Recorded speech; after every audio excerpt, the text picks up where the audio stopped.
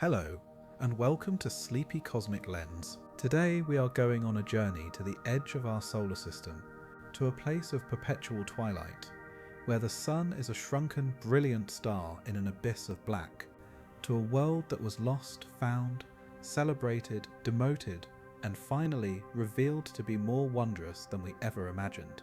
This is the story of Pluto. But it is not just the story of a dwarf planet.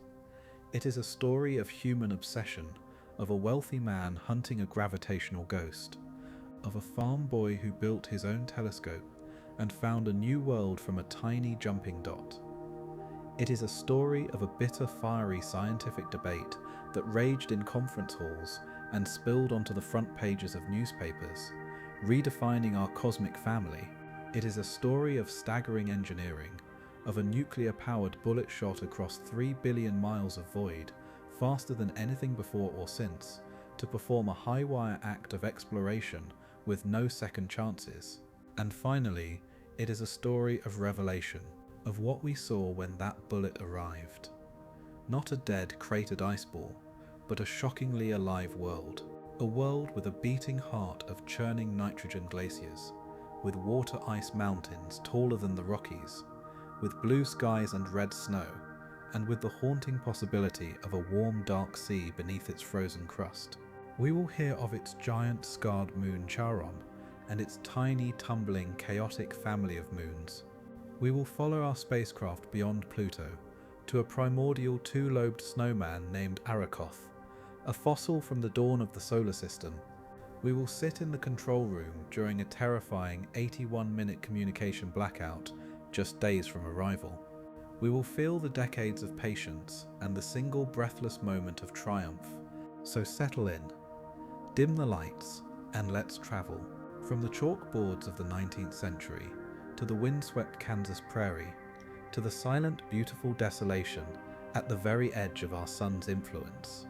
This is the story of our farthest, most surprising neighbor, the story of Pluto. Our story does not begin with a tiny, icy world, 4 billion miles from the sun. It begins with a wobble, a phantom tremor in the heavens, a single, unaccounted for shiver in the predictable clockwork motion of the solar system. To understand the search for Pluto, you must first understand the profound, unsettling power of a gravitational anomaly. You must understand that by the late 19th century, the universe, or at least our small corner of it, was supposed to be solved. Isaac Newton's laws of motion and universal gravitation had tamed the cosmos into a realm of exquisite predictability. Given an object's mass, position, and velocity, you could calculate its path for all eternity. The planets were not wanderers by whim, but prisoners of gravity, tracing ellipses of stunning precision around the solar system's central fire. This was a cathedral of order, and astronomers were its high priests, able to predict transits and eclipses down to the second, centuries in advance. But a cathedral, no matter how grand, can be undermined by a single, unnoticed crack. And this crack appeared in the motion of the 7th planet, Uranus. Uranus itself was a discovery that shattered paradigms, found by William Herschel in 1781 with a homemade telescope in his garden in Bath, England.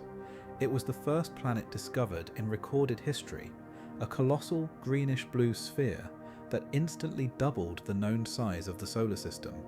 Herschel wasn't looking for it. He was conducting a systematic stellar survey when he noticed a disk that was unmistakably non-stellar, that moved from night to night against the fixed backdrop of stars. The discovery made him famous, won him the patronage of King George III, and announced a new era of telescopic power. But almost immediately, a problem emerged. As astronomers accumulated decades of data on Uranus's position, plotting its slow 84-year journey around the Sun, they found it stubbornly refused to follow the precise path Newton's laws dictated. It was lagging, then it was speeding up. The discrepancies were tiny, measured in arc minutes, fractions of a degree, but for the celestial mechanics of the time, it was an intolerable error. It was as if a magnificent, handcrafted watch, ticking with perfect rhythm for years, had suddenly begun to gain, then lose, a few seconds each day. The universe's clock was off. Two possibilities presented themselves, both revolutionary. Either Newton's laws, the very foundation of physics, broke down at the enormous distance of Uranus, or there was an unseen mass, an eighth planet, lurking even farther out, its gravitational pull subtly tugging Uranus off its prescribed course. The hunt was a monumental feat of mathematical audacity. It required inverting the problem of gravity. Normally, you observe a mass and calculate its effect. Here, you had to observe an effect, the wobble, and calculate the mass and position that caused it. The greatest mathematical minds in Europe took up the challenge. In England, John Couch Adams, a young, brilliant, and intensely private Cambridge mathematician, began the work in secret. Across the Channel in France, Urbain Le Verrier, a more public and politically savvy figure, embarked on the same quest. They worked independently, using only mathematics, pen, paper, and the flawed orbital data of Uranus. They were predicting the position of an unseen world based solely on the ghosts it left in the motion of another. Le Verrier published his final predicted coordinates in 1846, sending them to the Berlin Observatory. There, astronomer Johann Gottfried Galle received the letter, and on the very first night of searching, September 23, 1846, within 1 degree of Le Verrier's predicted spot, he found it, Neptune, a magnificent blue sphere, a gas giant of staggering size. The triumph was absolute. Newton's laws were not just upheld, they were vindicated with spectacular flair. The universe was not only orderly, but its order could be used as a detective tool to reveal its secrets. The human mind, armed with mathematics, could reach into the darkness and pull out a planet. This victory cast a long shadow, one that would define the next 80 years of planetary search. It established a paradigm. Where there is a wobble, there is a planet. The solar system was now an 8-planet system, seemingly complete. But the story of anomalies is never truly finished. By the turn of the 20th century, as measurements grew more precise with photography and advanced telescopes, a new, even more perplexing issue arose. Now, with Neptune's influence accounted for, the orbit of Uranus still didn't quite fit, and even Neptune itself seemed to have tiny, unexplained deviations. The clock was still slightly off. The wobble had not been fully explained. A whisper began among mathematical astronomers. Was there a 9th planet? A planet X beyond Neptune? The X stood for the unknown, but also for the 10, the next in line. This was the gravitational ghost that would consume Percival Lowell. Percival Lowell was a man of immense wealth, intellect, and obsessive passion, born into Boston's Brahmin aristocracy in 1855. He was not a professional astronomer by training. He was a businessman, a traveller, a diplomat who had spent years in Japan and Korea, but he possessed a romantic, sweeping vision of the cosmos and the resources to pursue it. In the 1890s, he became captivated by the planet Mars, and specifically by the so-called canali, observed by the Italian astronomer Giovanni Schiaparelli. Lowell became convinced these were not natural features, but artificial canals, built by a desperate dying civilization to channel water from the polar ice caps. He built his own temple to this belief, the Lowell Observatory, perched on Mars Hill, overlooking the town of Flagstaff, Arizona, chosen for its high altitude and pristine, steady air. He equipped it with a state-of-the-art 24-inch Alvan Clark refractor telescope, a masterpiece of brass and glass. Lowell poured his fortune and his life into mapping Mars, publishing books and lecturing to captivated audiences, weaving a tale of Martian engineers that captured the public imagination like nothing before. He was a visionary, but a dangerous kind of visionary, one who saw what he believed must be there. His eye, pressed to the eyepiece for hours, translated faint, blurry smudges of the Martian surface into a global network of geometric lines. It was a masterpiece of pattern recognition, and perhaps of profound pattern imposition. It was this same driven, pattern-seeking mind that latched onto the mystery of the trans-Neptunian wobble. For Lowell, it was another grand puzzle, another testament to a universe filled with purposeful, discoverable order. If he could be the prophet of Mars, why not the predictor of Planet X? Around 1905, he turned the formidable resources of his observatory towards the search. He called it, simply, the search for Planet X. His approach was mathematical, like Adams and Leverrier, but also photographic, a new technology they hadn't possessed. He would calculate a likely region of the sky based on the perturbations of Uranus and Neptune, and then photograph it. But this was not a matter of pointing a camera and clicking. This was an excruciatingly slow, physically demanding, and mentally draining process. The photographic plates of the era were large sheets of glass, coated with a delicate silver nitrate emulsion. They were heavy, fragile, and sensitive only to specific wavelengths of light. To capture faint stars, the telescope had to track a precise patch of sky for hours, the clockwork drive compensating for the Earth's rotation. Any error, any vibration, any passing cloud could ruin a night's work. Then the plate had to be carefully developed in a darkroom using toxic chemicals, the image of 1,000 stars slowly emerging in the developer's bath, like a cosmic secret. Lowell's innovation was in the comparison. You would take a photograph of a star field on one night. A few nights later, you would take another photograph of exactly the same patch of sky. Then you would place the two glass plates in a machine called a blink comparator. This ingenious device held the plates in perfect alignment and, with a click of a lever, would rapidly switch the view from one plate to the other. To the human eye staring through the eyepieces, the fixed stars, galaxies and nebulae would remain perfectly stationary. But any object that had moved in the interval between the two exposures, an asteroid, a comet, or hopefully a distant planet, would appear to jump back and forth. The operator's task was to sit for hours, days, weeks, manually scanning every square millimeter of the plates, their eyes glued to the eyepieces, their finger on the blink lever, waiting for that one telltale jump. It was a search for a single moving pixel in a sea of static. Lowell and his assistants conducted this search for nearly a decade. He published his mathematical predictions in 1915, placing Planet X at a distance of about 43 astronomical units, with a mass several times that of Earth. But the plates revealed nothing.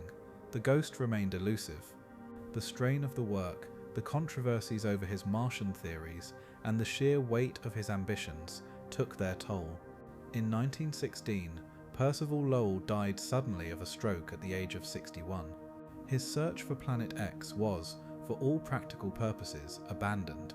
The observatory entered a period of legal struggle with his widow Constance, and the great refractor fell mostly silent. The ghost, it seemed, had won. But the story now shifts from the rarefied air of Mars Hill to the flat, windswept wheat fields of western Kansas. This is where Clyde Tombaugh enters, not as a wealthy visionary, but as a farm boy with an insatiable homemade curiosity. Born in 1906, Clyde's childhood was one of brutal manual labor, of planting and harvesting, of coaxing life from the dry prairie soil. His family had no electricity, no running water, but at night, under the immense, unpolluted canopy of the Kansas sky, his father would point out the constellations. The wonder took root. At age 12, his uncle loaned him a small spyglass. Clyde aimed it at the moon and was forever changed. He saw craters, mountains, shadows. It was a world, not a flat disk. He wanted to see more, but the family had no money for a proper telescope. So at age 20, with a fierce, self-taught determination, Clyde decided to build one himself. He ordered a 9-inch diameter glass mirror blank and a book of instructions. He had no precision machinery, so he improvised.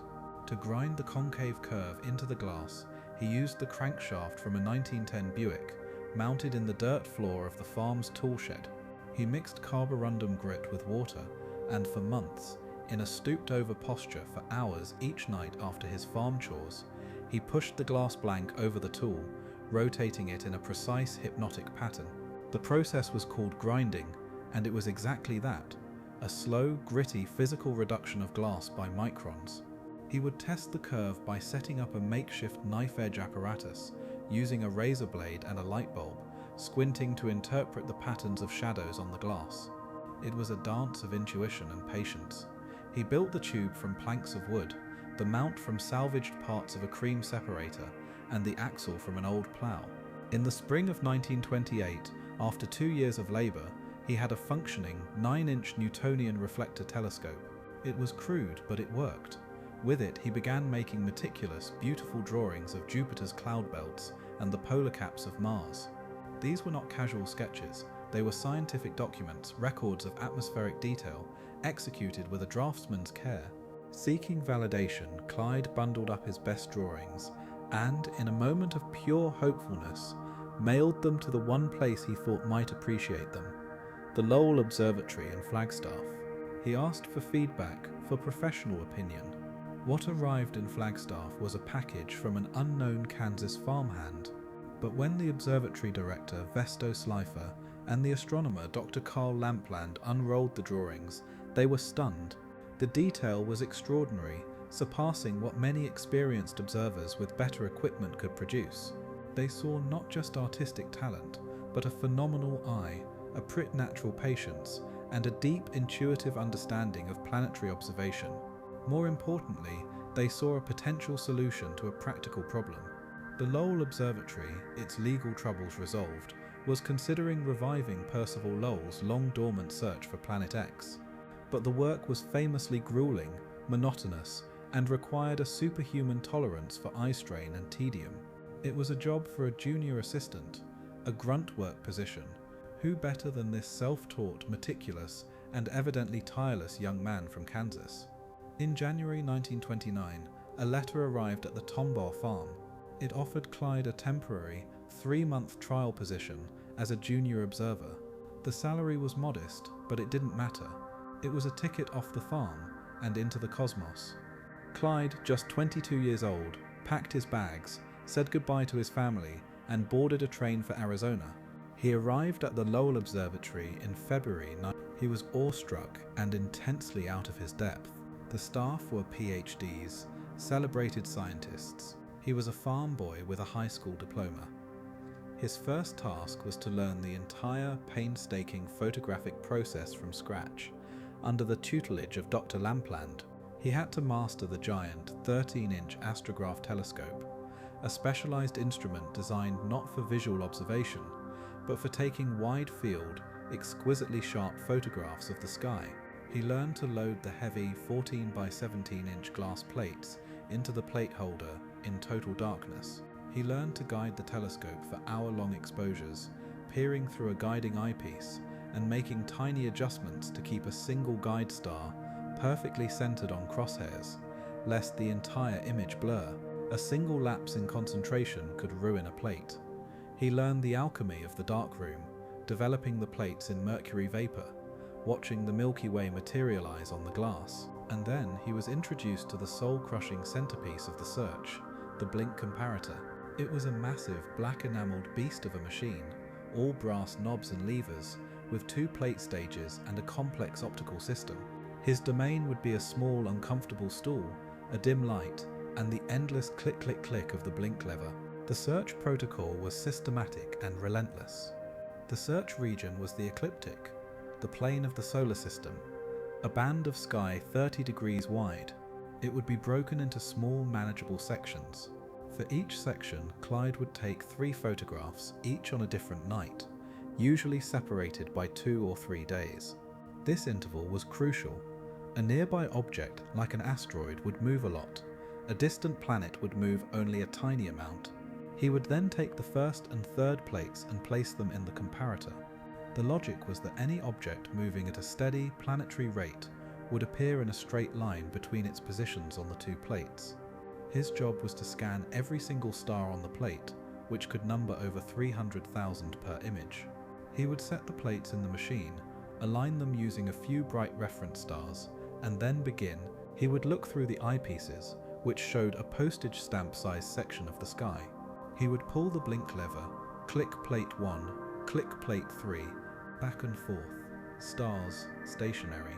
He would then move the plates a tiny increment, using precision screw controls, and blink again, and again, and again. For 6 days a week, often for 7 hours a day, he did this. The strain on the eyes was immense, leading to headaches and double vision. The mental focus required was exhausting. He had to ignore the myriad of false positives, variable stars that changed brightness and could mimic movement, dust specks on the plates, optical flaws, asteroids which he discovered by the dozens. He was looking for that one, specific, slow-moving dot. The needle not in a haystack, but in a field of haystacks, under a sky filled with other, similar-looking needles that were moving too fast. Months passed. The 3-month trial became a permanent position. Clyde photographed and blinked hundreds of plates. The winter of 1929-30 arrived, bringing freezing temperatures to the unheated dome. He worked in a heavy coat, his breath fogging in the air, his fingers stiff on the cold metal controls of the comparator. The ghost of Percival Lowell's prediction was a constant, silent pressure. Had Lowell been wrong? Was this all a wild goose chase? A mathematical mirage? Was Clyde wasting his life on a fool's errand? The psychological weight was enormous. He was the lone searcher, the man at the end of the chain of brilliant mathematics and obsessive vision. Then, in mid-January 1930, he began examining a pair of plates he had taken weeks earlier, on January 23rd and January 29th. The region was in the constellation of Gemini, near the star Delta Geminorum. It was just another set in a long, unbroken series. On the afternoon of February 18th, a Tuesday, he was in the final stages of blinking this pair. He had been at it for about an hour. He was methodical, his movements robotic from routine. He shifted the plates to a new section, a region about 2/3 of the way down from the top. He peered into the eyepieces. Click. A field of stars. Click. The same field. He moved the plates a fraction of a millimeter. Click. Click. Again and again. Then, in one position, as he blinked, he saw it. A faint 15th magnitude speck, no brighter than the thousands of others around it, jumped, just a tiny distinct hop. His heart, which had settled into the slow metronomic rhythm of the work, suddenly hammered against his ribs. He stopped. He took a deep breath. He had seen asteroids jump before, hundreds of them, but this jump was different. It was smaller, slower. He carefully moved the plates back, found the speck again. He marked its position on a special grease pencil overlay. Then, with meticulous care, he retrieved the middle plate from the series, the one taken on January 21st. He inserted it into one side of the comparator, replacing the January 29th plate. If this was the real thing, the planet, it should appear exactly halfway along a line between its positions on the first and third plates. He realigned the machinery, his hands now steady with a focused calm. He found the marked spot. He blinked. Click, January 23rd plate. The speck was there, and it was perfectly, exquisitely positioned on the straight line between the two other positions. It had moved at exactly the predicted, slow, steady rate of a trans-Neptunian object. He blinked it again and again, verifying, disbelieving, verifying again. The ghost had taken form. It was no longer a mathematical abstraction, a gravitational perturbation. It was a tiny, real point of light, captured on 3 separate nights, moving with a stately planetary dignity. Clyde Tombaugh, the farm boy from Kansas, had just found Planet X. He calmly got up from his stool, walked down the hall to the office of Vesto Slifer, and with a quiet Midwestern understatement that would become legendary, said, "Dr. Slifer, I have found your Planet X." The following weeks were a whirlwind of silent, intense verification. They took more plates, confirming the motion. They calculated a preliminary orbit. It was far away, roughly 40 astronomical units, just as Lowell had predicted. On March 13, 1930, the 75th anniversary of Percival Lowell's birth, and the 149th anniversary of the discovery of Uranus, the Lowell Observatory made the stunning announcement to the world: the 9th planet had been found. The news exploded across front pages globally. A new planet, the first American-discovered planet. The name Pluto, proposed by an 11-year-old schoolgirl in Oxford, England, named Venetia Burney, was chosen for the Roman god of the underworld, fittingly distant and dark, and for its first 2 letters, which were Percival Lowell's initials. The world embraced Pluto. It was the ultimate underdog story. The lone persevering searcher, the vindication of the dead visionary, the triumph of patient, gritty science over the immense cold dark. For the next 76 years, Pluto would hold its place in the pantheon, the ninth and final planet, a mysterious, frozen sentinel at the edge of everything we knew. Its golden age had begun. But the very nature of its discovery, a speck found by sheer dogged visual perseverance, meant we knew almost nothing about it. It was a point of light, a gravitational solution, a symbol. Its true story, a story of profound complexity and shocking beauty, was one that would remain locked in the dark for generations, awaiting a messenger that had not even been conceived. For 76 years, Pluto reigned. It was the ninth planet, a fact printed in textbooks molded into mobile models for school classrooms, and etched into the collective consciousness of humanity as the final outpost of our solar system. From its dramatic discovery in 1930, it occupied a singular, romantic place in our celestial map, the ultimate frontier, a frozen, lonely world in perpetual twilight. But this reign was built on a foundation of profound ignorance. For decades, Pluto was not a world, but a paramidea, a flicker of light, a single pixel of data in an ocean of darkness. The story of its fall from planetary grace is not one of demotion, but of revelation. It is the story of how our tools grew sharper, our vision extended, and the universe in its infinite complexity refused to be neatly categorized by the 9-box diagram we had drawn for it. The first crack in Pluto's planetary pedestal appeared almost immediately, though it would take half a century to fully appreciate its significance. The crack was its size. Percival Lowell had predicted a massive planet X, several times the mass of Earth, to account for the gravitational perturbations on Uranus and Neptune. But the Pluto Clyde Tombaugh found was stubbornly, perplexingly dim.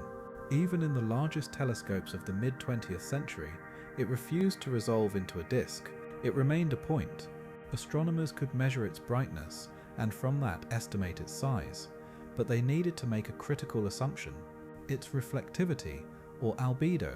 If it was a dark, sooty world, it would have to be larger to reflect the tiny amount of sunlight it did. If it was a bright, icy world, it could be smaller. Early estimates wobbled wildly. Some suggested it might be as large as Mars, even Earth. Others began to whisper it might be startlingly small, perhaps no larger than Mercury. The gravitational ghost, once given form, seemed to be a wisp of a thing. A crucial moment came in 1955 when astronomer Gerard Kuiper, a name that would later become central to this drama, used the 200-inch Hale telescope at Mount Palomar to make the first reliable measurement of Pluto's diameter. He employed a technique called photometry, analyzing its light with unprecedented precision. His estimate, about 5,800 kilometers, roughly 0.46 times the size of Earth. This was small, but still planet-sized. Yet a haunting question lingered. If Pluto was this small, its mass was far too insignificant to have caused the gravitational disturbances that initiated its own search. Either Lowell's calculations were serendipitously wrong, or the search had found something by accident, a cosmic coincidence. The mystery of the original wobble remained, and Pluto's role as Planet X began to unravel. It was a planet by discovery, but not by the gravitational justification that had prompted the discovery. The next, and perhaps most transformative, revelation came in It was a discovery born not of sweeping telescopic surveys, but of meticulous local scrutiny. James Christie, an astronomer at the United States Naval Observatory, was examining highly magnified photographic plates of Pluto, searching for any sign of detail, any elongation that might hint at a surface feature. On a plate taken on June 22nd, he noticed something odd. Pluto's image wasn't perfectly round. It had a slight consistent bulge on one side. He checked plates from other dates. Sometimes the bulge was there, sometimes it wasn't. It wasn't a surface feature, it was a companion.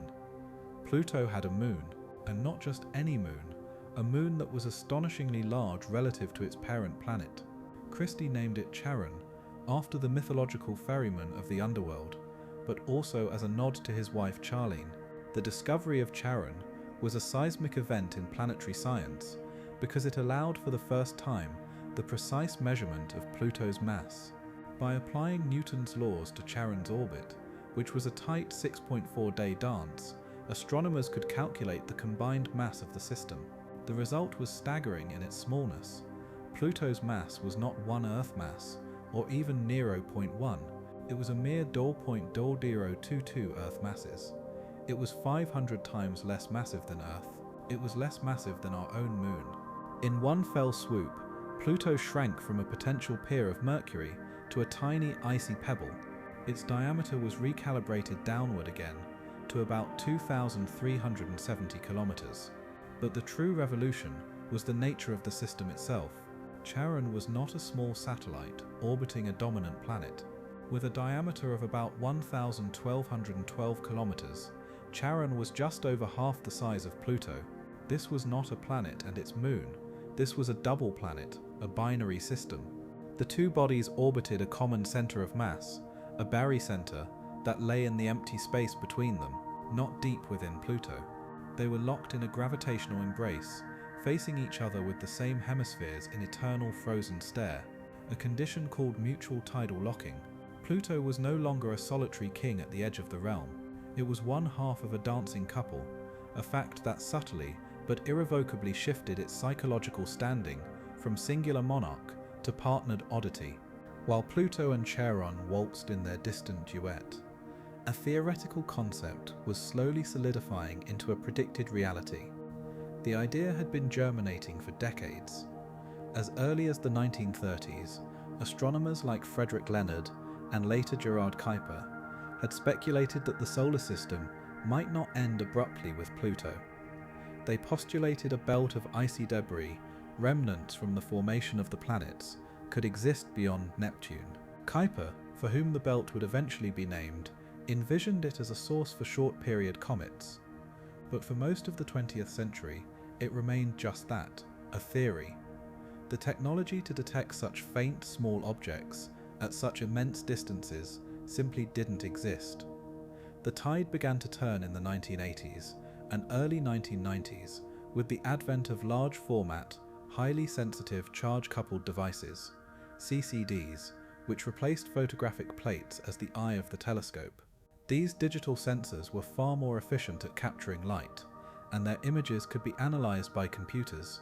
Teams of astronomers began systematic searches of the ecliptic plane, not for a single planet, but for a population of small moving objects. The dam broke in 19... David Jewett and Jane Liu, using a telescope at the Mauna Kea Observatory in Hawaii, announced the discovery of an object designated 1992 QB1.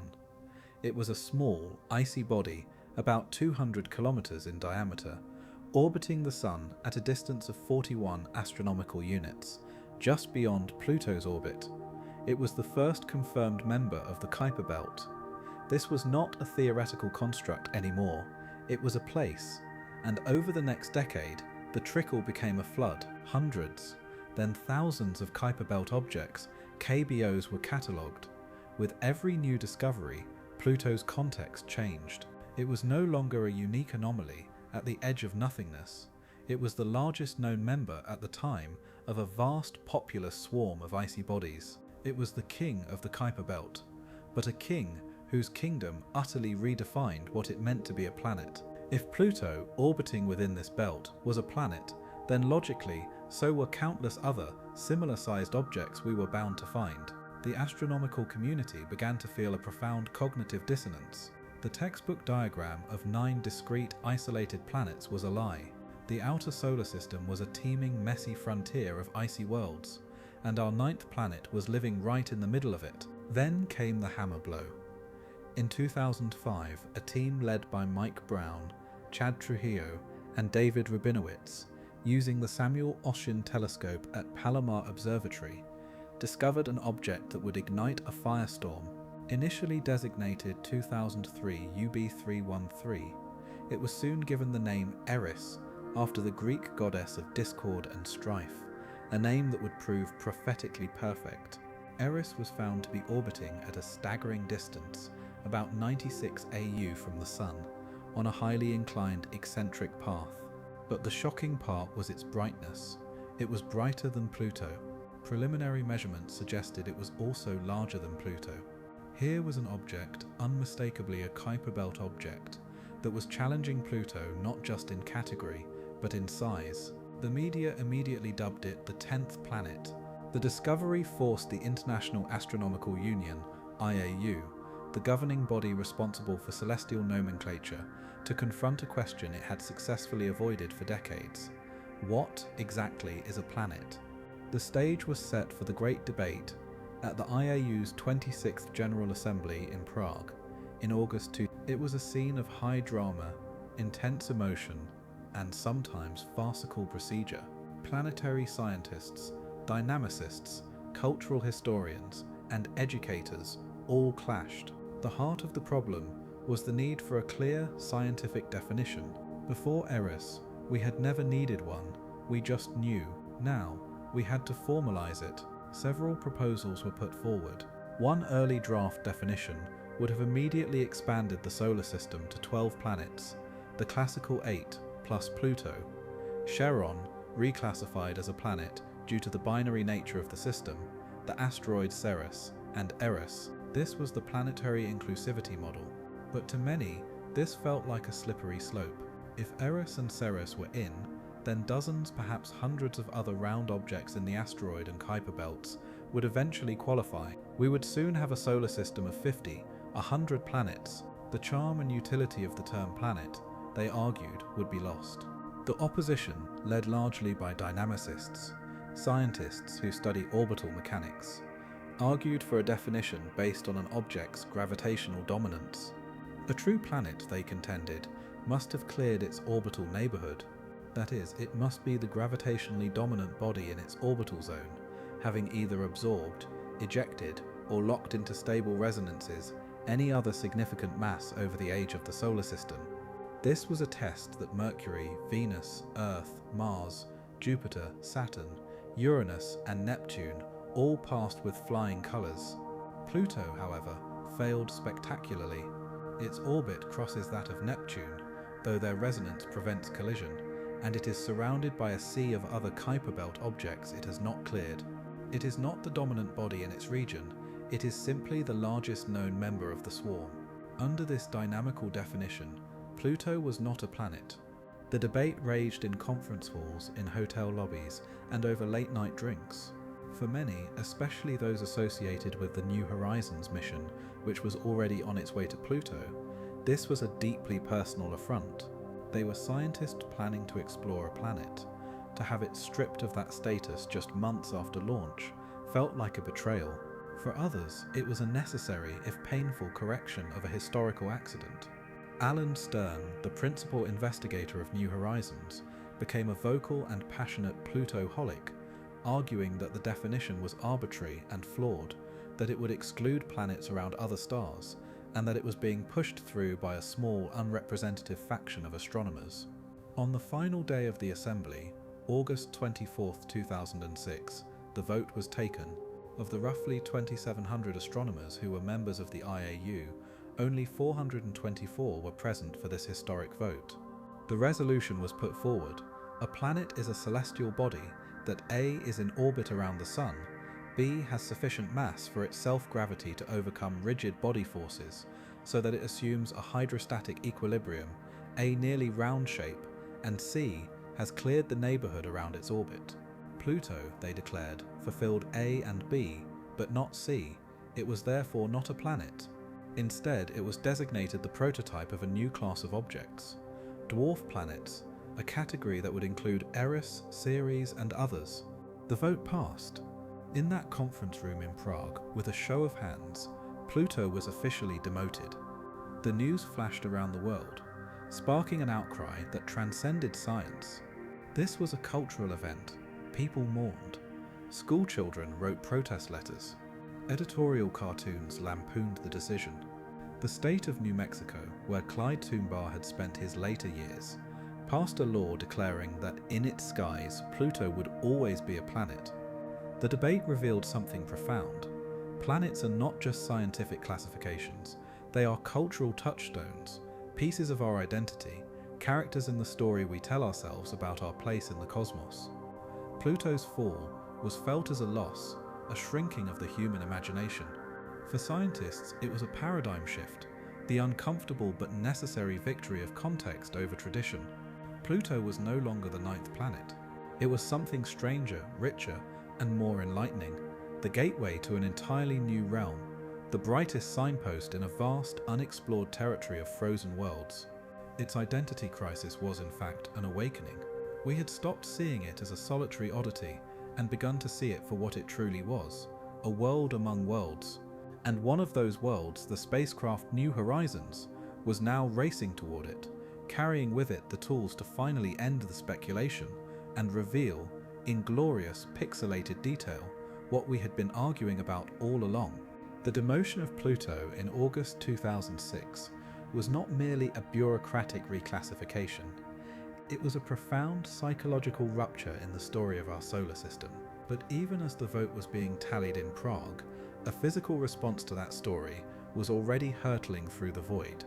It was a carbon fiber and titanium statement of intent, a machine built not to debate categories, but to explore a world. Its name was New Horizons, and its 9.5-year journey to the edge of the known was the longest, fastest, and most audacious shot in the history of space exploration. This is the story of that shot, not just of a launch, but of the decades of political wrangling, the obsessive engineering, the calculated violence of escape, and the nerve-shredding patience of the long, dark cruise. The dream of reaching Pluto did not begin with a spacecraft. It began in the minds of a small group of planetary scientists in the late 1980s and early 1990s, a time when Voyager 2 had just given us stunning flybys of Neptune and its moon Triton, a world many suspected was a captured Kuiper Belt object, a cousin to Pluto. Seeing Triton's cantaloupe-textured terrain and nitrogen geysers was a tantalizing glimpse of what might await at Pluto. But reaching Pluto itself was considered a fantasy. The technical hurdles were astronomical. Pluto was not just far, it was on a different plane of distance. Voyager 1, the fastest human-made object at the time, had taken 12 years to reach Neptune. To reach Pluto in a human lifetime, a spacecraft would need to go even faster, requiring a more powerful launch vehicle and a heavier reliance on gravity assists. And there was the issue of light. At Pluto's distance, sunlight is 1,600 times fainter than at Earth. Solar panels would be useless. The spacecraft would need nuclear power, a radioisotope thermoelectric generator, RTG, a political and engineering challenge in itself. And then, the coldest of realities, by the time a mission was approved, built, and launched, Pluto would be receding from the Sun on its 248-year elliptical orbit, its thin atmosphere freezing and collapsing onto the surface. The window for studying an atmosphere, a key scientific goal, was closing.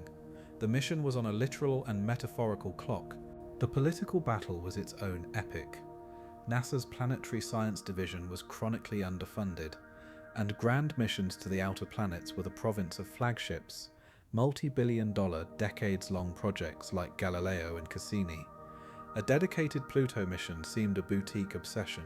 Throughout the 1990s, various Pluto mission concepts were proposed and shot down. They were deemed too expensive, too risky, too niche. The scientific community fractured. Some advocated for a larger, more capable orbiter, even if it meant waiting decades for a launch window. Others, led by a fiery, indefatigable planetary scientist named Alan Stern, championed a faster, cheaper, leaner approach, a flyby. Not an orbiter that would break and stay, but a bullet that would scream past, capturing a torrent of data in a single, frantic, precious day. Stern's argument was one of existential urgency. We can go now, or we can wait a lifetime. But if we wait, Pluto's atmosphere will be gone, and we will have lost our chance forever. The project that would become New Horizons was born from this philosophy of faster, better, cheaper. It was selected by NASA in 2001 as part of its New Frontiers program. The budget was capped at under $700 million. The team, based primarily at the Johns Hopkins Applied Physics Laboratory APL and Southwest Research Institute SWRI, had to innovate relentlessly. Every gram mattered. Every watt was precious. The spacecraft they designed was a masterpiece of minimalist engineering. It was shaped like an asymmetrical honeycomb and carbon fiber guitar pick, with a dominant 2.1 meter dish antenna acting as a communications shield and a sunshade. At its core was the RTG, a grey cylinder about the size of a trash can, filled with plutonium-238 dioxide pellets. As this radioactive material decayed, it generated heat, which was converted by solid-state thermocouples into a mere 200 watts of electrical power at launch, less than a dim light bulb. This was all the power that would run the entire spacecraft, its computers, its heaters, its instruments and its transmitter, for over a decade. The craft had to be phenomenally power efficient, and more importantly, phenomenally reliable. There would be no repair missions. The instrument suite was a carefully chosen toolbox for a world of mystery. It included LORRI, the long-range reconnaissance imager, a high-resolution telescopic camera with an 8.2-inch mirror, essentially a digital version of the telescope Clyde Tombaugh might have used, but with the power to see surface features from thousands of miles away. Ralph, a visible and infrared imager and spectrometer, to map composition and colour. Alice, an ultraviolet spectrometer to probe the structure and escape of the atmosphere. Rex, a radio science experiment that would use radio waves to measure atmospheric pressure and temperature. And SWAP and PEP-C, instruments to measure the solar wind and particles escaping from Pluto. Every instrument was a compromise between capability and mass, but together they formed a complete sensory package. Then came the launch. To reach Pluto before its atmosphere collapsed, New Horizons needed to break the solar system speed record. The chosen chariot was a Lockheed Martin Atlas 551 rocket, one of the most powerful vehicles in the American fleet, augmented with 5 massive solid rocket boosters. But even that wasn't enough.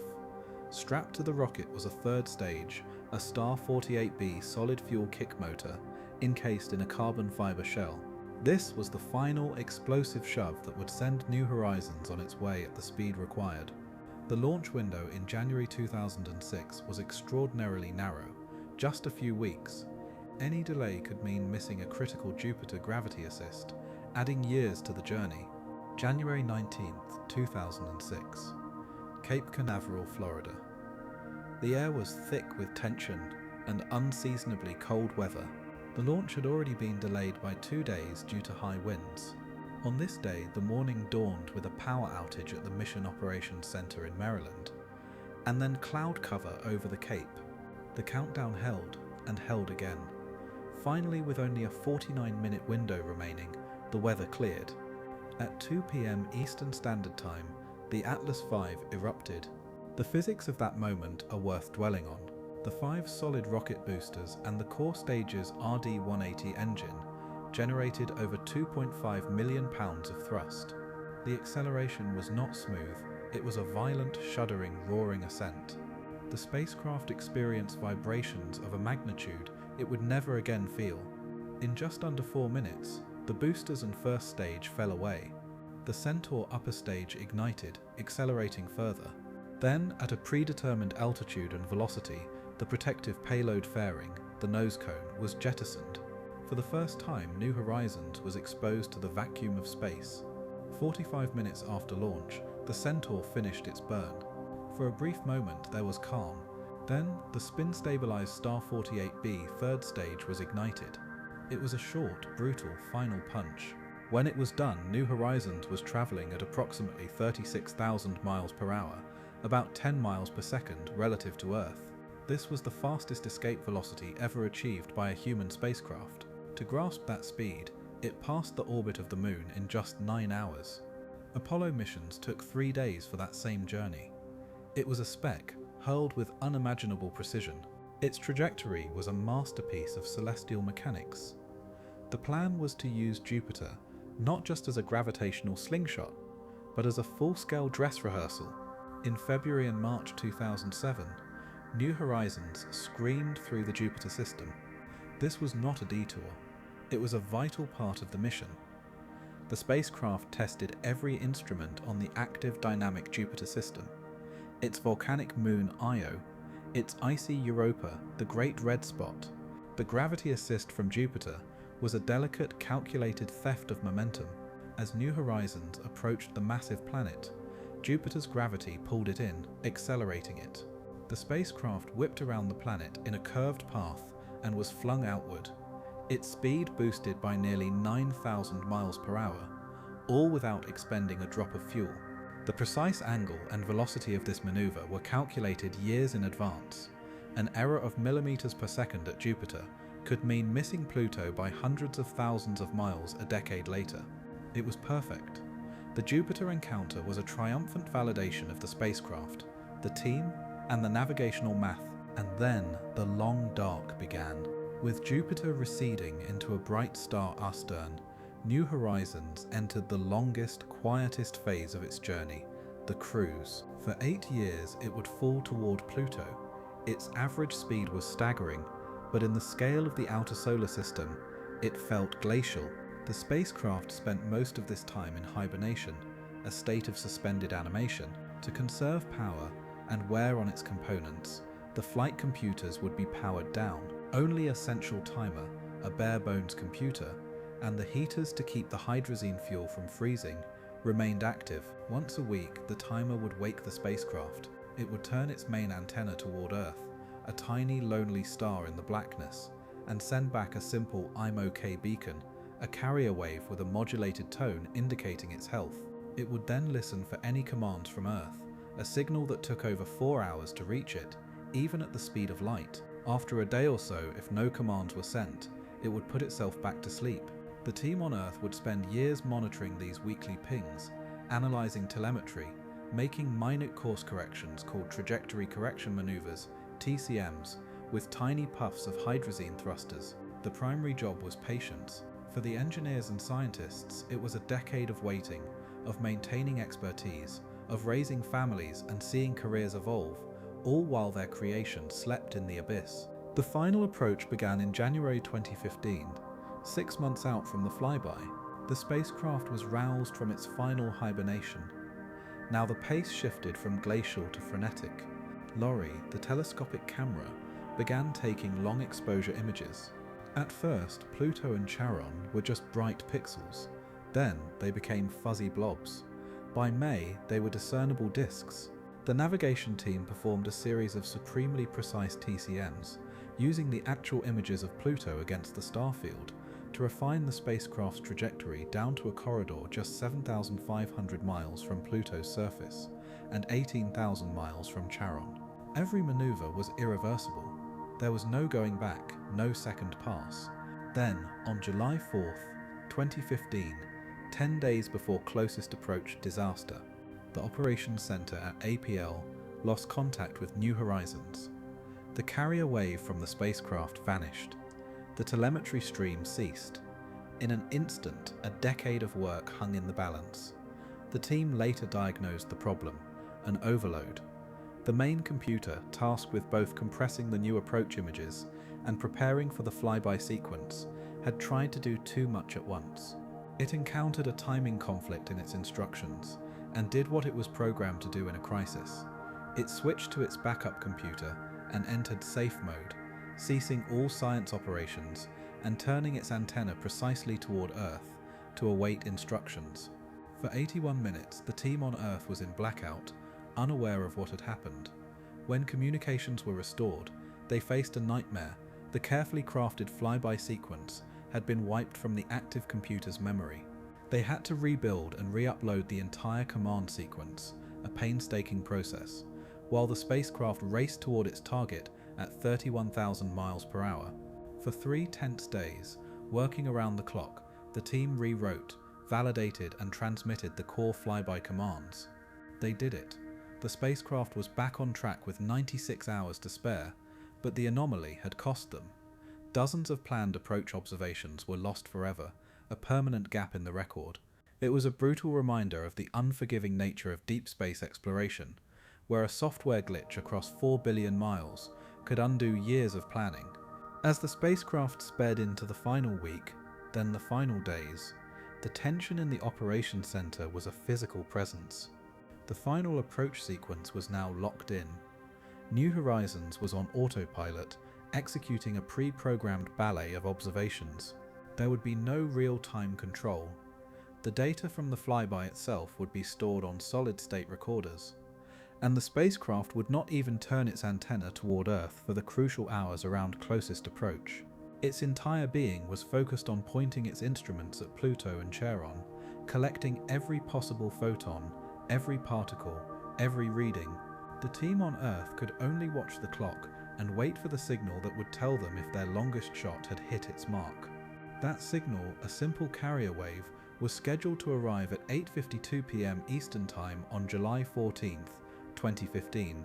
After 9.5 years, 3 billion miles, and a journey through the deepest dark humanity had ever dared to penetrate, everything came down to a single faint tone, whispered across the solar system. The final hours were a countdown held in a breathless, communal silence. The Johns Hopkins Applied Physics Laboratory Operations Center was a theater of suppressed panic and focused hope. The spacecraft, a mechanical acrobat, was executing its final, irreversible pirouette. It had turned its back on Earth, presenting its suite of instruments like a bouquet to the onrushing world. For the 22 hours surrounding closest approach, New Horizons would be deaf to commands and mute to updates. It was a black box, hurtling through a celestial shooting gallery, programmed to look, listen, and record with a voracious, silent intensity. All human agency had ceased. The mission was now in the hands of Newton and the ghost of Percival Lowell. The team on Earth could only wait, staring at their monitors, which showed not the splendors of Pluto, but the flat, unyielding line of the carrier wave signal from the spacecraft's low-gain antenna. The only system still pointed home. That line was a lifeline. If it vanished, it meant the spacecraft had entered its post-encounter turn to reorient its main dish. If it stayed steady, then something was wrong. The tension was a high-pitched hum in the room. At precisely 7:49 a.m. Eastern Daylight Time, on July 14, 2015, New Horizons crossed the imaginary boundary of the Pluto system. There were no fireworks, no tremors, just the silent, icy passage of a machine moving at 31,000 miles per hour. At 11:50 a.m., it reached its point of closest approach to Pluto itself, 7,750 miles above a region, soon to be named the Sputnik Planitia. The geometry was perfect. The spacecraft's path took it first through the faint, extended shadow of Pluto, then, just minutes later, through the shadow of Charon. This was a goldmine for the ALICE ultraviolet spectrometer, which could use the sun as a backlight to dissect the structure of the atmospheres, and for REX, the radio science experiment, which would beam powerful signals from Earth through Pluto's atmosphere to the spacecraft, measuring its density and temperature like a medical scan. The spacecraft was a blur of automated activity, Lori snapping high-resolution images in a rapid-fire sequence, Ralph sweeping its infrared eyes across the surface to map composition, Swap and Pepsi tasting the escaping molecules of the atmosphere. It was a data orgy, a frenzy of collection that would fill its digital recorders to the brim. Then, at 12:27 p.m., closest approach to Charon, the ballet continued, a second swift pas de deux, with the grey cratered companion. For the science team, the wait for the phone home signal was an agony of suspended animation.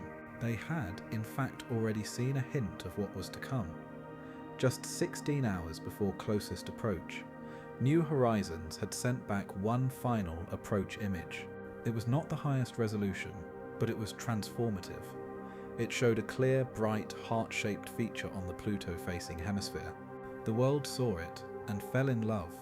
That image alone, with its stark, emotional geometry, redeemed the mission in the public eye. But for the scientists, it was a tantalizing, frustrating tease. The heart was there, but what was it? The phone home signal was scheduled to arrive at 8:52 p.m. EDT. The operations center was packed, a mix of engineers in polo shirts, scientists in a state of exhausted anticipation, and a few family members. Alan Stern, the principal investigator, stood with his team. The Deep Space Network antenna in Madrid was locked on. The clock ticked down. The expected time came and went. 1 second, 2, 5. In that handful of heartbeats, a decade of work seemed to hang in the balance. Then a blip, a spike on the monitor. The carrier wave signal shifted, indicating the spacecraft's main computer had begun transmitting its stored engineering data. A wave of applause, relieved, explosive, cathartic, erupted. The spacecraft was alive. It had survived. It had executed its sequence. The longest shot had hit its mark, but the treasure, the images, the spectra, the data that was still locked in the vault, 4 billion miles away. It would take 16 months to slowly, painstakingly trickle all of it back to Earth. But the first precious packets were coming now. The first high-resolution images arrived the next day, July 15th. They were downloaded, processed, and unveiled at a press conference. What the world saw was not a dead, cratered ice ball. It was a world of shocking, sublime, and impossible complexity. The transformation from pixel to planet was complete. Let us begin with the heart. Its official name is Tombaugh Regio, for the farm boy who found the speck. But its dominant western lobe, that smooth, brilliantly white plane, is Sputnik Planitia. The first close-up images revealed it to be a basin over 600 miles wide, filled not with impact scars, but with a breathtaking pattern. It was partitioned into irregular, polygonal cells, each about 10 to 30 miles across, delineated by shallow troughs. The surface was utterly devoid of craters. This was the face of a world that was geologically alive. The lack of craters meant the surface was young, perhaps less than 10 million years old, a heartbeat in solar system terms. The polygonal pattern was the telltale sign of convection. Sputnik Planitia is a vast, slow-motion lava lamp, but filled with solid nitrogen ice, not liquid rock. The sun's feeble heat penetrates the nitrogen ice, creating slight temperature differences. Warmer ice rises in the center of the cells.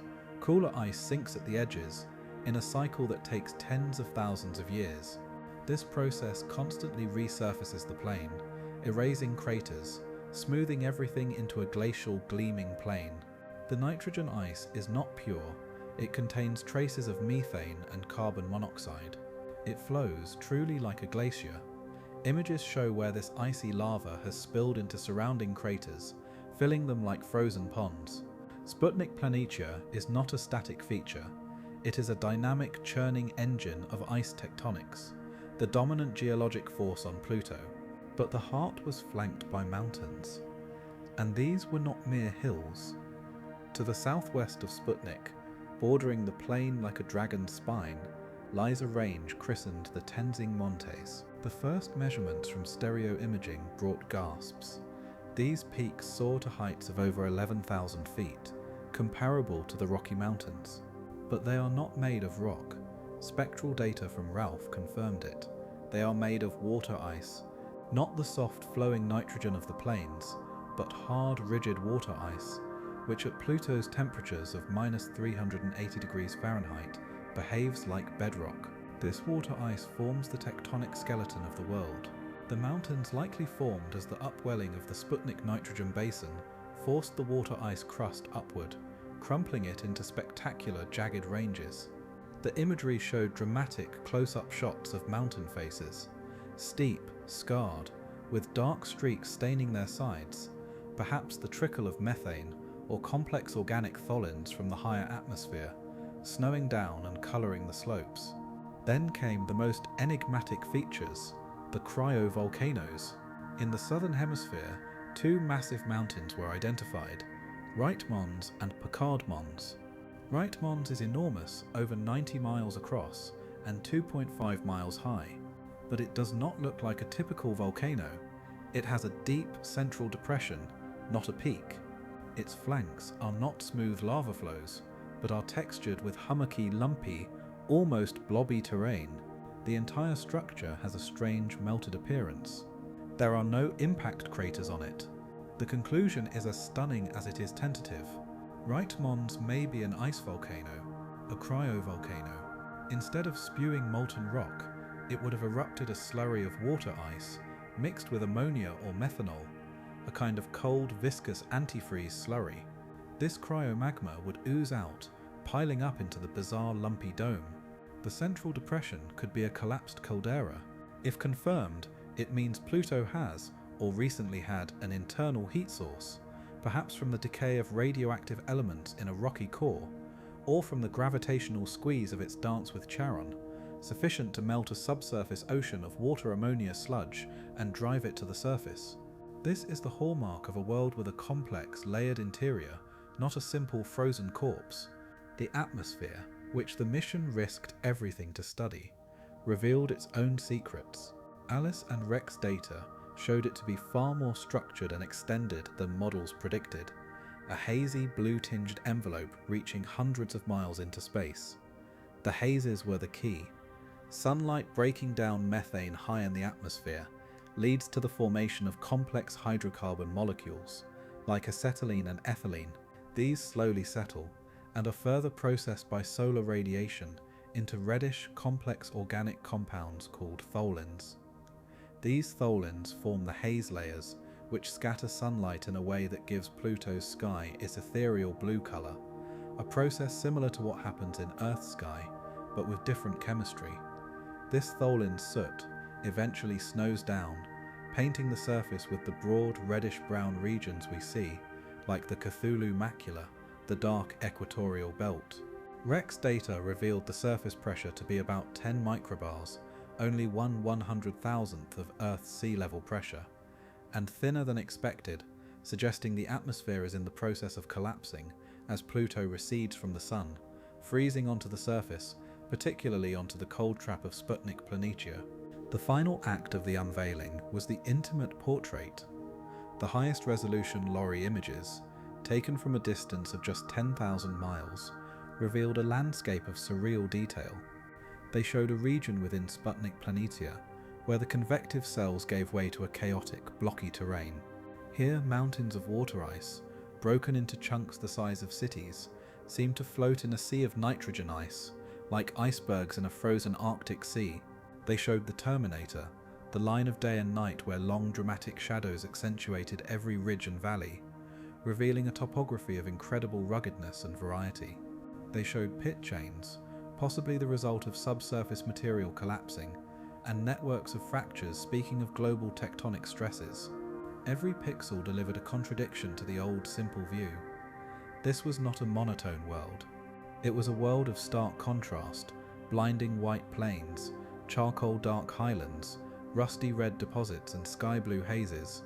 A world with weather, geology, chemistry, and perhaps even an internal ocean. A world that was vibrantly, undeniably alive in the geologic sense. The data that trickled back over the following months and years only deepened the mystery and the wonder.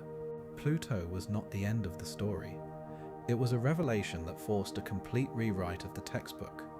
The small, cold worlds at the edge of our solar system were not simple, inert fossils.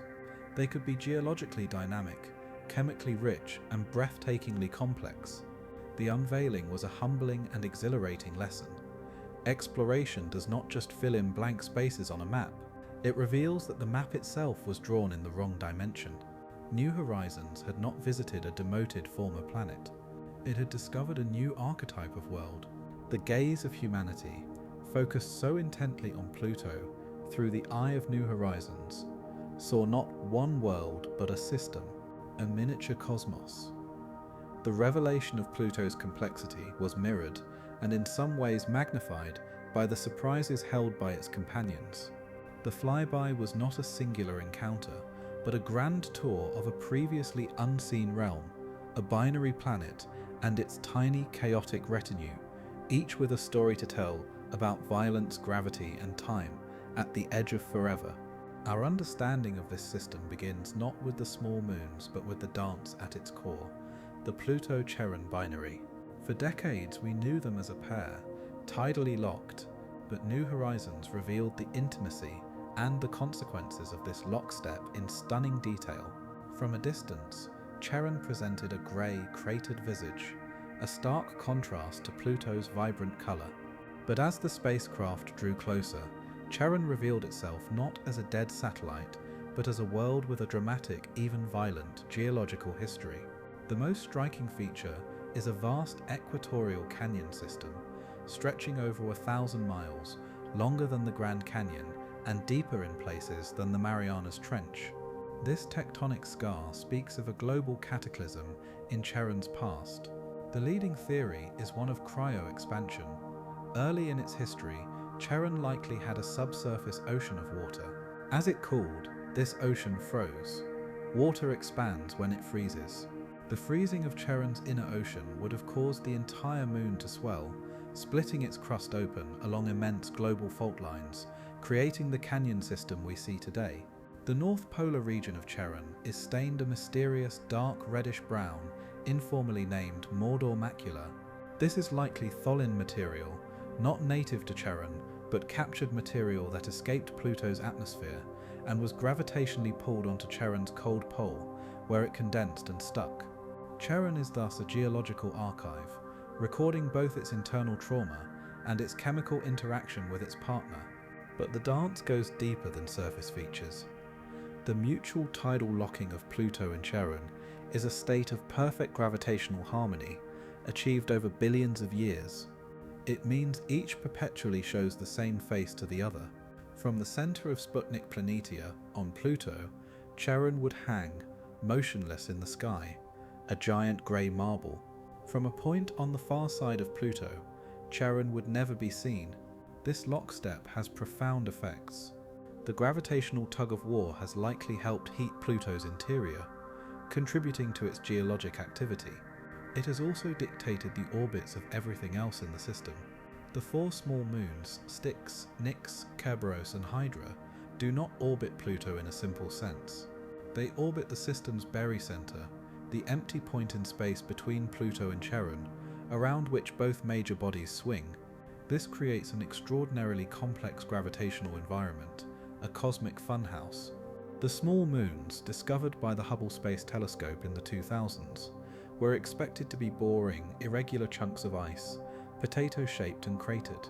New Horizons revealed them to be something far more bizarre. The first surprise was their reflectivity. They were not grey like Charon, but as bright as fresh snow. This suggested surfaces coated in relatively clean water ice, which is highly reflective. But how could such small bodies, Hydra, the largest, is only about 30 miles long, retain such pristine ice? They have negligible gravity. One might expect their surfaces to be darkened by eons of cosmic radiation and accumulated tholin dust from Pluto. Their brightness hints at ongoing processes, perhaps even microscale cryovolcanism, or constant resurfacing from collisions within the mini-system. Their shapes were the second shock. Transmitted pixel by pixel, the images showed chaos incarnate. Nix, seen in a stunning high-resolution image, is a jagged, elongated shard, roughly 30 miles long, tumbling through space. Its surface is marked by a single enormous crater, giving it the appearance of a celestial thumbprint or a rotting pockmarked avocado. Its rotation is chaotic, unpredictable, a result of the complex gravitational tides from the central binary. Hydra resembles two lumpy potatoes, glued together at a strange angle. Kerberos was revealed to be not one, but two lobes stuck together, a tiny binary within the binary system. Styx is a faint, irregular speck. These are not the stately, rounded moons of the inner solar system. They are wreckage. They are the likely remnants of a gargantuan collision billions of years ago between a proto-Pluto and another large Kuiper Belt object. From that cataclysm, the Pluto-Charon binary coalesced, and this debris field of tiny, tumbling, bright shards was left to orbit the survivors, trapped in their gravitational sway. Their rotations are not locked. They spin and wobble with dizzying, unpredictable speeds, a testament to the violent, chaotic nursery from which they were born. The most profound implication of the New Horizons data, however, points not outwards to the moons, but inwards into Pluto's heart. The evidence for recent geological activity, the convecting plains of Sputnik Planitia, the towering water ice mountains, the potential cryovolcanoes, all demand a source of heat. Pluto is too small to have retained much primordial heat from its formation. The decay of radioactive elements in its rocky core provides some, but likely not enough to power the activity we see today. The leading candidate is an internal subsurface ocean of liquid water. The physics is compelling. The nitrogen ice on the surface acts as a superb insulator. Beneath it, a layer of water ice forms the crust, and beneath that, mixed with antifreeze chemicals like ammonia, there could be a liquid layer. The gravitational squeeze from Charon, as the two bodies dance their locked waltz, provides tidal heating, flexing Pluto's interior and keeping it warm. Sputnik Planitia itself, the giant heart, holds a clue. Its location directly on the tidal axis opposite Charon is unlikely to be a coincidence. The basin may be an impact scar, but its mass deficit, the lack of material in that huge hole, creates a gravitational anomaly. This positive feedback could have caused the entire planet to reorient itself, rolling over in space until the low-mass basin became locked facing away from its gravitational partner, a process called true polar wander. The presence of a subsurface ocean, a slippery layer between the core and the crust, would have made such a global shift far easier. The heart, then, may be a window into a hidden sea. With the Pluto system receding into the black behind it, New Horizons did not stop.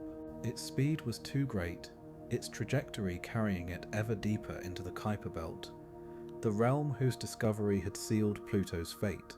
The mission had always planned for an extended quest, and the Hubble telescope had been used to scout for a reachable second target. On January 1st, 2019, 3.5 years after the Pluto flyby, New Horizons performed another historic encounter, this time with a small Kuiper Belt object named Arakoth. Arakoth, formerly nicknamed Ultima Thule, was a time capsule orbiting the Sun at a distance of about 44 astronomical units. It is a pristine remnant of the solar system's birth, untouched by the heat and violence that built the planets. The first images, a blurry pixelated snowman, captured the world's imagination, but the final data revealed something more profound than a cute shape. Arakoth is a contact binary, two distinct, flat lobes that gently collided and stuck together at what appears to be a delicate neck. The lobes are not spherical, they are flattened like two lumpy pancakes joined at an edge. Their surfaces are uniformly red, rich in organic tholins, and remarkably smooth with no visible craters, rings or satellites. This smoothness suggests it has never experienced the violent, high-speed collisions that characterize the inner solar system. It is a product of gentle loessy accretion in the deep freeze of the primordial Kuiper Belt. The two lobes likely formed separately as close orbiting binaries in the solar nebula, and then slowly, gently spiraled together until they touched and merged, a process frozen in time for 4 billion years. Arakoth is not just a Kuiper Belt object, it is the most primordial, unaltered world ever visited by a spacecraft. It provides the clearest picture yet of how the building blocks of planets, the planetesimals, first came together.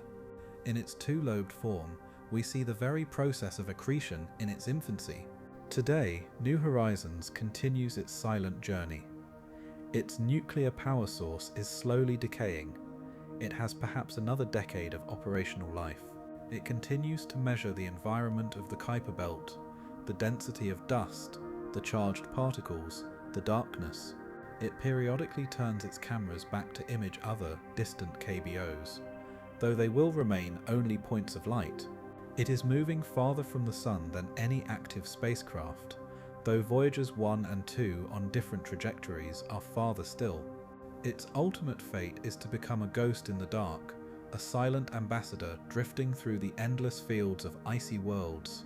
The philosophical meaning of this mission, of this entire story from Lowell's Ghost to Arakoth's Gentle Kiss, is one of context and connection. Pluto's demotion was not a diminishment, but an expansion.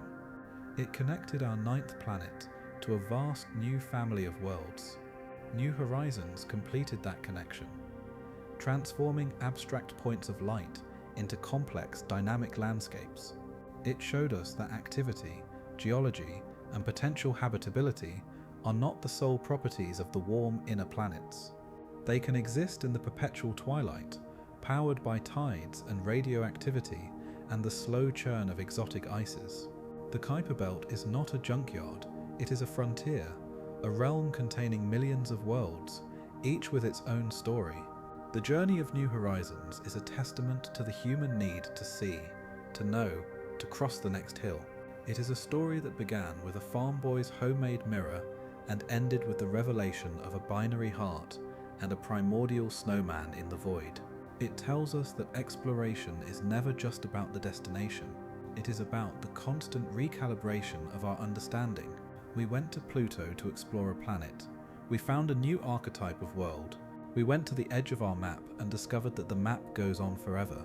In the data stream from 4 billion miles away, in the pixels that slowly resolved into mountains and plains, we found not an ending, but an invitation to a universe vaster, stranger, and more wonderful than we had ever dared to imagine. The edge of forever is not a boundary, it is a beginning, and so the point of light becomes a world, the ghost in the equations becomes a heart of ice, and a dance of moons. The lonely sentinel at the edge of the map becomes a gateway to a million other doors. We sent a piece of ourselves, a silent, staring eye, on the longest journey ever undertaken to a specific destination. We did it not because it was easy, but because the not knowing was a kind of silence we could no longer bear. We did it to answer a child's question, scribbled in a textbook margin. We did it for the farm boy at the blink comparator, for the obsessed dreamer in his flagstone observatory, for the part of us that looks up at a pinprick of light and refuses to believe it is just a pinprick. And what did we learn? That even in the deepest cold, 4 billion miles from the hearth of the sun, there is complexity, there is geology, there are glaciers of nitrogen, mountains of water ice, skies of blue haze, and the slow, warm possibility of hidden seas. We learned that our categories are small, but the universe is vast and generous with its surprises. We learned that a world can be demoted in a conference room on Earth, and yet, out there in the eternal dark, remain more wondrous than any label could contain. The story of Pluto is the story of curiosity itself. A flicker that starts in the eyes of a person looking up, becomes a calculation, a hope, a machine, a journey, and finally a revelation that changes not just what we know, but how we feel about our place in the grand sweeping narrative of space and time. The spacecraft sleeps again now, its work done, carrying the faint fading warmth of a tiny atomic heart into the endless cool of the Kuiper belt. Behind it, it leaves us with images, a heart, a snowman, a dance of light and shadow on an alien shore. It leaves us not with an ending, but with a new kind of quiet, the profound and beautiful quiet that comes after a question has been answered, and 10,000 new ones have sprung up in its place. Look up tonight, somewhere in that star-flecked black. Past the wanderers you can see, past the gas giants and the ringed glory, out where the light itself grows thin and weary, a small crimson and ochre world is turning. Its frozen plains are convecting, its mountains are standing in silent water-ice majesty, its large companion moon hangs forever fixed in its sky, and it is real. We have been there. We have touched the edge of forever, and found it to be a place of breathtaking beauty. Good night.